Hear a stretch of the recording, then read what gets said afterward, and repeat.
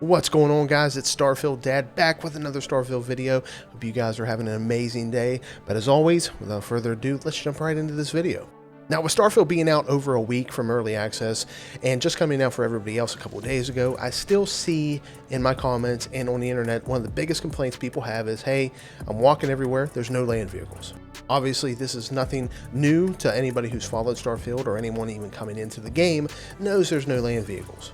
And Todd Howards has kind of speculated before why they decided not to do it, but never a clear-cut 100% answer until now. Recently, Howard was on an interview with Bloomberg where Todd Howard answered why does the game not have typical land vehicles. Howard said, and I quote, "It's something we considered. We're going to do outer space, we're going to do planets. Once you do vehicles, it does change the gameplay.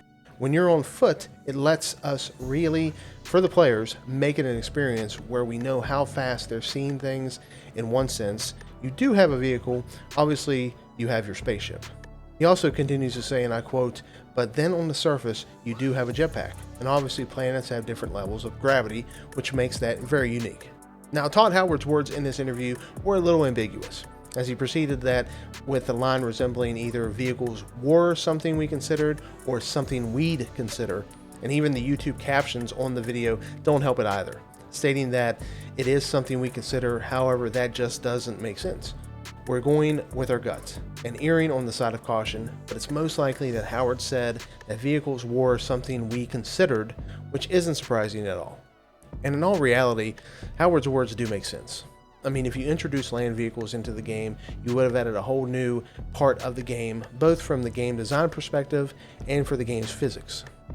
There would have had to be a complete overhaul of the map to accommodate for motor vehicles, alongside the design level to incorporate car shops and vendors. The scale of the game too would have changed drastically, with vehicles reducing traveling and exploring time and the scope exponentially. Honestly, in my opinion, it just wouldn't have turned out the same, and fans should probably be glad that they don't have to contend with likely bugs that would be featured from vehicle play.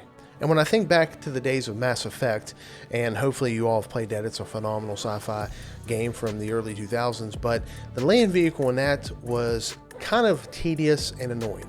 I guess technically you could say it's the same when you're on foot, it just, this game adds a different aspect to it.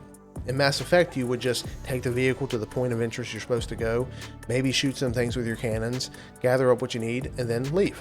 Sure, you moved across the map very quickly, and it was efficient for that game, but in this type of game, where we all know it's Bethesda, it's slow-paced, take your own time, and make your own journey, I think leaving vehicles out and letting us see the planet's surface for the gravity or gravity-less that it has is truly remarkable and more personal to us as the players. But as always, I want to know your opinion. Do you think vehicles would have made this game a 10 out of 10 for everybody, especially the review boards that gave it maybe a 7 or 8 out of 10? Do you think vehicles would have been a dumb idea and gave it an even worse score and changed the game how we know it today? Let me know your thoughts in the comments, because I love to hear from you all. Until next time, this has been Starfield Dad, Ad Astra.